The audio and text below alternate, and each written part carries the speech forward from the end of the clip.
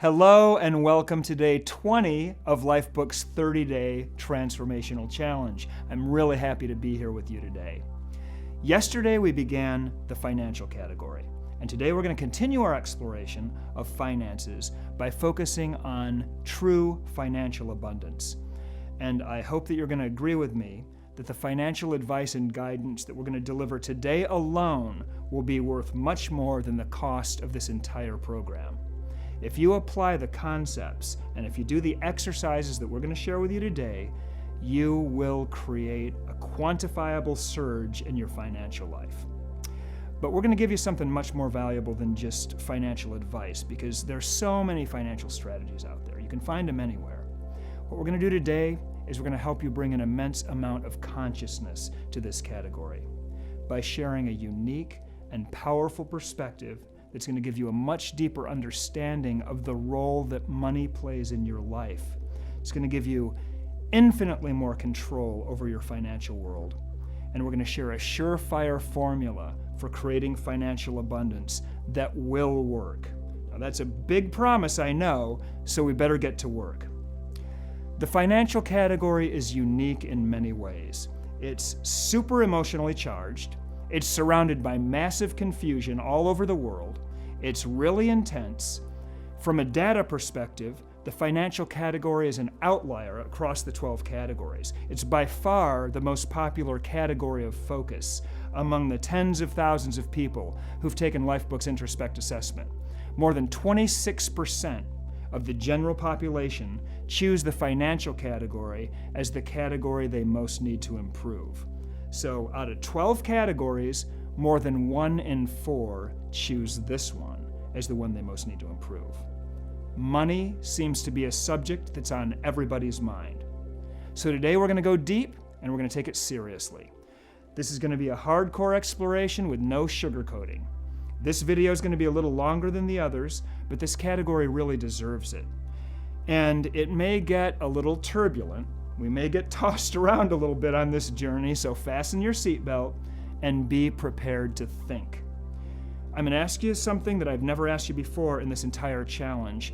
Please don't watch this video until you're ready to give it your full attention, because I hope that by the end of it, you're going to have experienced a serious shift in how you view your financial life. This is an important one, so please take it seriously. Okay, we have all heard the phrase, there are two sides to every coin, right? It's a fun little metaphor, and it's one you're going to hear a lot during this video. It's the perfect phrase to describe this exploration because the financial category involves so much paradox, so much dichotomy. On the one side of the coin, the financial category is one of the most moving and spiritual categories of them all. Because when you truly understand what money is a symbol of human productivity and achievement, and it represents all the good things that people create and offer each other. And when you truly understand how wealth is created, which is by creating value for your fellow human beings, you start to get in touch with some pretty profound things, like your highest form of contribution as a human being, like the best and highest use of you, which can lead you to discovering your purpose in life. The creation of wealth, progress, and prosperity, that's what eliminates suffering. That's what eliminates poverty in this world. That's what keeps the human race moving forward. Doesn't get much more important and moving and powerful than that, does it? Well, on the other side of the coin, this category is surrounded by so much stress, so much confusion, and just so much weirdness, it's just ridiculous. We've been taught that money is evil, or the love of it is anyway. But we all want more money. We're taught that rich people are greedy, that they're selfish, that they're bad, they take advantage of other people. But we all would like to be wealthy. We're not taught anything real or meaningful or serious about money in school, and then we wonder why most of us have serious money problems. Most of us are in debt up to our eyebrows. We're bewildered and angered by the widening gap between the rich and the poor. Financial problems are a leading cause of divorce. Poverty, or lack of money, is a leading cause of crime. This is one of the only categories that people are willing to kill for. I mean, you really couldn't have two more intensely opposite sides of the same coin, right? And it's exactly this sort of yin-yang thing that we're going to explore in this video. Now, before we move into these stormy waters, I suggest we get a compass so that we can understand where true north is. This category is so confusing and complicated that we've got to have a decision-making framework, a standard by which to judge good or bad, right or wrong, true or false, or we're in danger of being swept away by this crazy category.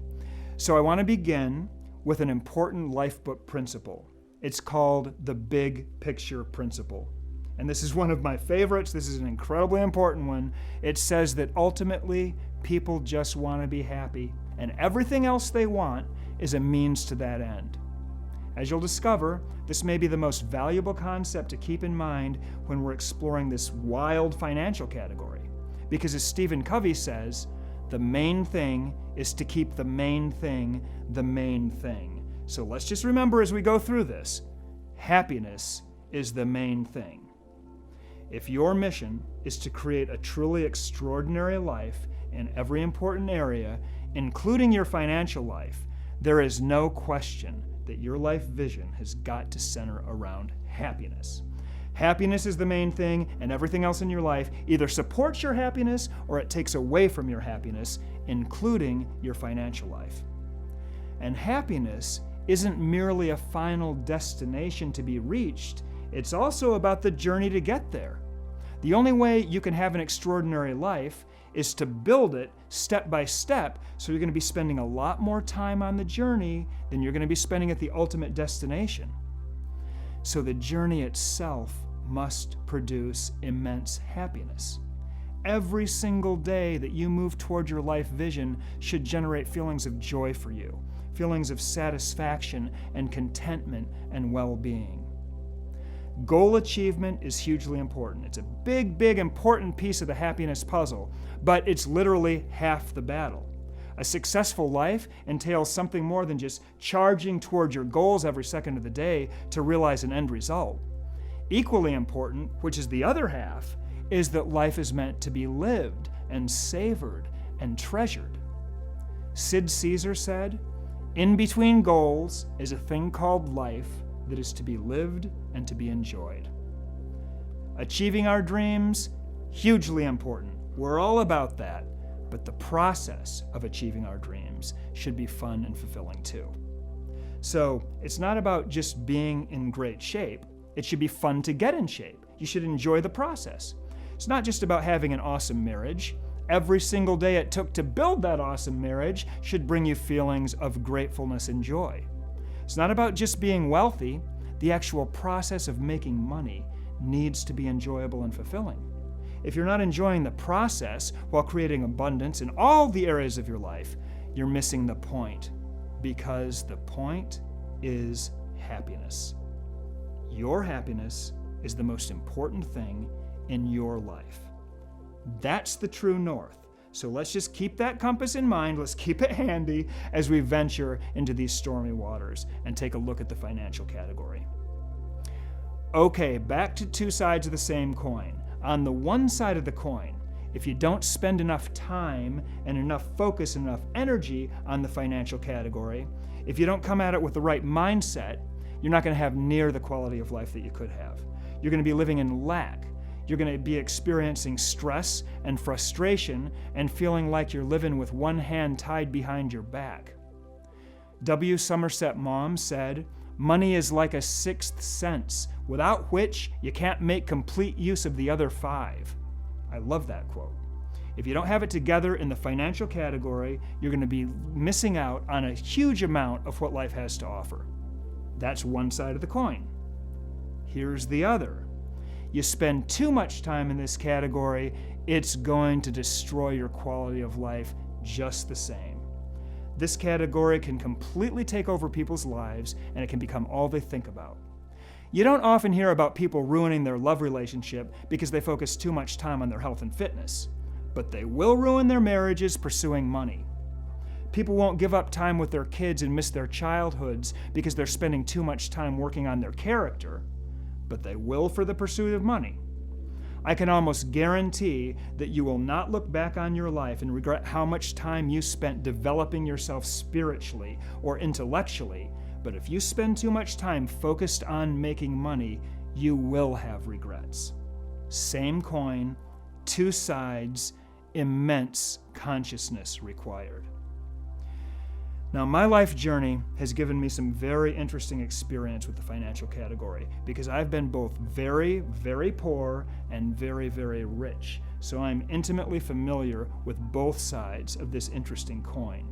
I was born the son of a starving artist, and I mean that literally. I'm the oldest of 7, and there were times when we didn't have enough to eat and when we went to bed hungry.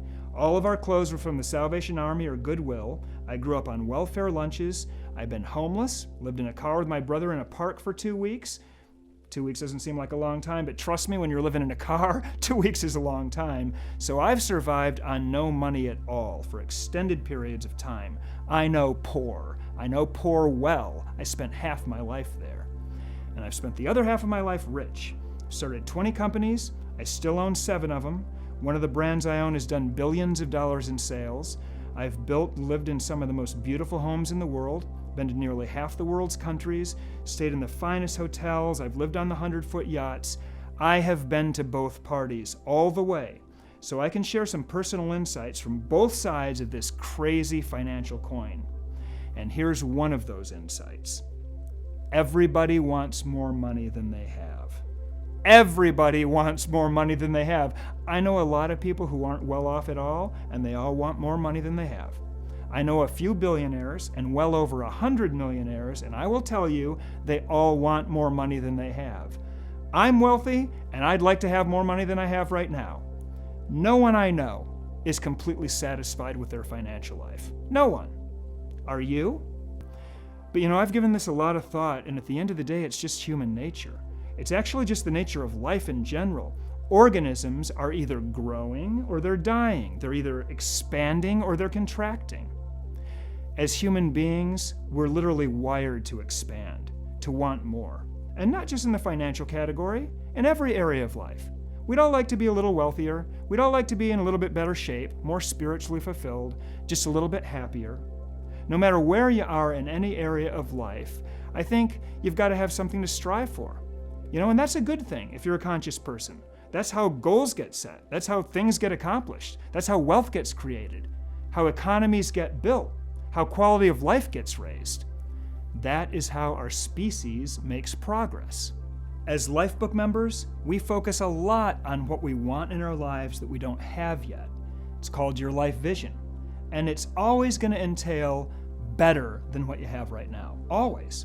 I've had my life book for over 20 years, and no matter where I am or how successful I get, my vision is, it's a vision. It's a mental image of what the future could look like, and it's always better than what today looks like. Always. Everyone wants more, and that's okay. It can be a really, really good thing when it comes to developing yourself, achieving your potential, creating a brighter future and a higher quality of life than what you have right now. That's just all good stuff. So that's one side of the coin. Here's the other side of the coin. This continuous striving for more can set up a mental situation where no matter how much you have, you feel a sense of lack because you are falling short of some imagined ideal.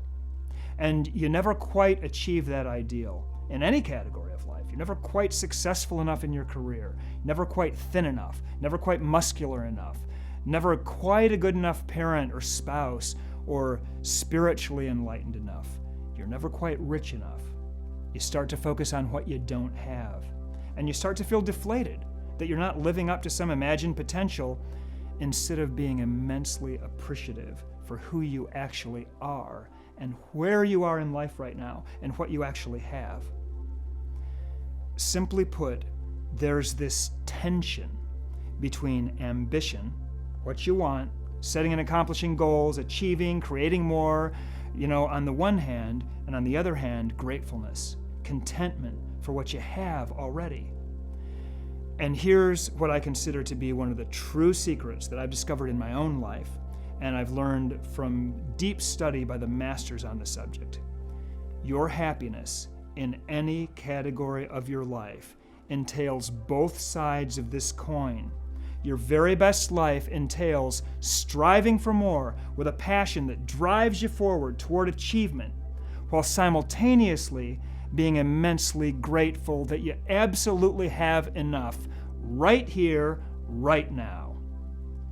Happiness, our North Star, is made up of two parts.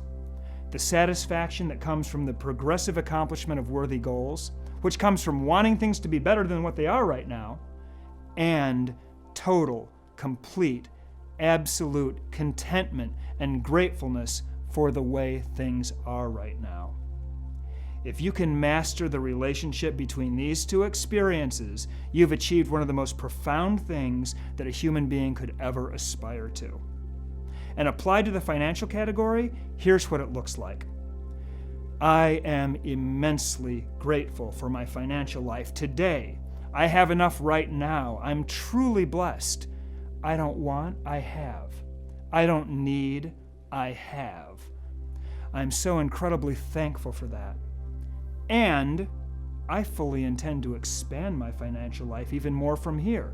I'm going to strive to create more value for others, and as a result, more wealth and abundance for myself and my family every day. And I'm going to enjoy every single minute of that process. That is the recipe for financial happiness, because it keeps happiness the main focus. It entails striving for growth and enjoying the process. And that's the magic formula. It keeps the main thing the main thing. And it leads to what I consider to be the biggest financial breakthrough you could ever have. This is bigger than any wealth creation strategy that you will ever learn, and it's the big thought of today's financial exploration. Here's what it is. True financial abundance has nothing to do with how much money you have. I'm going to repeat that. True financial abundance has nothing to do with how much money you have. True financial abundance is nothing but a state of mind. Here's proof. I know many, many millionaires that live in total lack. They don't enjoy their financial success at all. It causes them to lose sleep. They're paranoid about their relationships. Why is that person trying to get close to me? It must be for my money. They live way below their means. They're scared to spend money. They've got no experience of abundance in their life whatsoever. Having a lot of money can make you overly fearful of losing it if you don't have the right mindset. I mean, what good is having money if you still have to do all the stuff that you don't want to do? Things you could afford to pay others to do. As H.G. Bond put it in 1855, money makes a great servant, but a bad master. So true. For people like this, money has become an end in itself. Instead of a means to an end, the end of happiness. You know, the big picture principle is just out the window with these people. They've lost sight of the main thing. And they've also lost sight of what money is for in the first place and what it can do and how unbelievably fortunate they are to have some of it. Their money hasn't given them freedom, it's imprisoned them. Despite the fact that they've got a lot of money, they don't have financial abundance. They live in a state of perpetual financial lack. So that's one side of the coin. On the other side of the coin, I know people with very little money that are financially happy and financially content, much more satisfied with their financial life than those millionaires I just talked about. Despite the fact that they don't have a lot of money, they seem to have everything in life that they want and need. I'll bet you know some people like that too. They're out there. People who live on a modest income, but they're just really happy and truly content.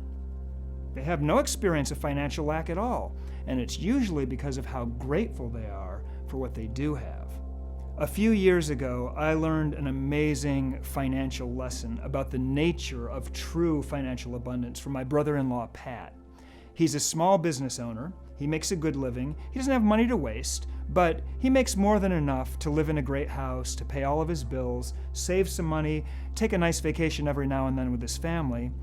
And I remember years ago, I was working with him on his business model because he'd finally cracked the code in his business. And he was at the point where he could really scale and expand. I mean, this thing was ready to roll out if he wanted to roll it out. So we explored the possibilities for a few weeks. We sat down and really looked at the decision of whether or not he should expand his business. And at the end of the day, after really giving it a lot of thought, he said to me, "You know what, John? I think I got enough right now. I think I've got everything I need. Don't really want to miss out on any of my kids' softball games. I'm just not willing to trade my time for more money right now." Pat made a conscious decision not to expand, not to scale his business, so that he wouldn't have to miss a moment of his kids' childhoods. I was in awe of that decision. I still am. It's one of the best life decisions I've ever seen anyone make. A profound, wise, intelligent choice that changed his whole life and the life of everyone in his family. Pat's one of the happiest, most content people I have ever met, precisely because he chooses an abundant mindset over actually making more money. He chose an abundant consciousness over more cash. That's amazing right there. The greatest financial gift you could ever give yourself is realizing this. If you let this concept soak in and really let it permeate your soul and saturate every molecule of your being, this alone will change your life, because you'll be ready to come at this category in the most powerful way possible. But I'll tell you, you cannot fake this. You can't talk yourself into it or hypnotize yourself into this. It's got to be real. It's got to be deep and authentic in order to create the true paradigm shifts. Here are a few strategies that you can use to help you get there. If you don't think you have enough right now, if you're having a hard time mustering up feelings of gratefulness and contentment for your current financial situation, which could be fair, you might want to do something like take a trip to a third world country, like Congo, for instance, where the average per capita income is less than 75 cents a day. Less than 75. Can you imagine living on $7.50 for 10 days? More than 60 million people live in that country, and the average income of those 60 million people, average, is about $20 a month. So you go to that country with a $100 bill, you got 5 months of money right there. In a country like that, an old school 13-inch tube TV with a tinfoil antenna is the greatest treasure that an entire village will have, around which the whole village will gather every evening to watch some fuzzy black and white reruns of Love Boat or something in a language they can't understand, and that brings them so much joy. How many flat screens do you have in your house? Another great way to generate gratefulness for what you have right now is to study history. You watch a series like Mankind, the Story of Us All, or anything on World War II, or anything on the Dark Ages, and when you study history, the history of the human race, you realize that you are living at the best time in the best place ever by a mile. I'm not going to sit here and belabor this point, but suffice it to say that we in the modern world really have no idea of what true poverty is, what true suffering and true misery are like. Now, from that perspective, you take a good look at what you have right now, and you will understand that you're so blessed. We are so fortunate. We have more than enough. We have financial abundance. And this is really the most powerful financial orientation that there is, the abundance mindset. And the thing that I'm trying to convey in this video is this is yours instantly if you simply choose it. Financial abundance is a mindset, and it's just waiting for you to reach out and claim it. If you choose to claim the abundance mindset, something very interesting and very powerful is going to happen to you. Once you get conscious about the relationship between money and happiness, like my brother Pat did, it helps you set that financial bar in just the right place in your life. Meaning, you can answer the question, how much wealth should I really strive for? Because the two sides of the coin that are at play here are, you set that financial bar too low, and you're not feeding your achievement side. You're going to miss out on the satisfaction and the fulfillment that comes from really challenging yourself. Remember, your happiness comes in part from the progressive realization of worthy goals, so you don't want to set that financial bar too low. You want to make good money so that you can have all the things that you want. The freedom to go the places that you want to go and to have amazing experiences, to have that beautiful house, to be able to contribute to others or get involved with charities or whatever you want to do, whatever works for you. On the other hand, other side of the coin, if you set the bar too high, you're going to have stress. You're going to mess up your happiness, not to mention about 10 other categories of your life. Because make no mistake about it, the decision to get rich is not just a financial decision. It's a whole life decision, and it's got both benefits and hazards. If you're not conscious about where to set that bar in your life, which most people aren't, you're probably going to default to what I call the treadmill situation, which most people do. You're going to flail around mindlessly, trying to make more and more and more and more and more money without ever asking yourself, why? How much is enough? What's this costing me to try to make all this money? Or ultimately, what kind of a life do I want to be living anyway? Thinking that when you finally have as much money as you want, which you never will, it's going to make your life better, which it wouldn't anyway, and the process of working mindlessly for it is not going to make you happy along the way. On the journey, it's going to wear you out, it's going to waste your life, and even if you do pull off the miraculous feat of getting rich under those circumstances, trust me, the having of it isn't going to make you happy if that's the way you got it. Because your relationships are probably going to be jacked up, your health and fitness is probably going to be a mess. That's just not how to do it. An abundance mindset is the inoculation that gets you off of that treadmill. It grounds you when you're deciding where to set that financial bar. Because you're starting out with, I've got enough already. And I'm excited about expanding from here, but I'm not going to trade my happiness for it. I'm never going to trade my happiness for money. That is a profoundly powerful financial orientation right there. And it all starts by understanding the relationship between happiness and money, which most people never even think about, and developing an abundance mindset. That's why my brother-in-law Pat is so successful, because he understands this relationship, and he spends the hours of his days exactly the way he wants to.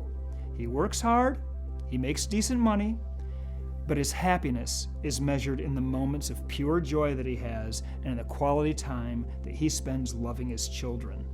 Pat is living a life of abundance. Now, my happiness picture when it comes to my financial life looks different than his. But guess what? I want to spend the hours of my days exactly the way I want to spend them too.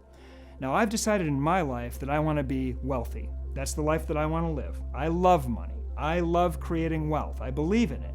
It's an important part of my life. It's a major focus of mine. I work hard to create more value and more wealth pretty much every day.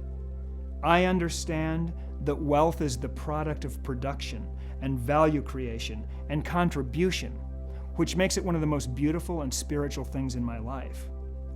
I also understand that it comes at a cost. It takes a lot of work, it takes a lot of energy, it takes a lot of my focus. I know there's no way to get rich quick. There's no shortcuts, there's no free lunches. We earn our success, we earn our expertise, we earn our self-respect. No one can give us those things, they don't fall out of the sky.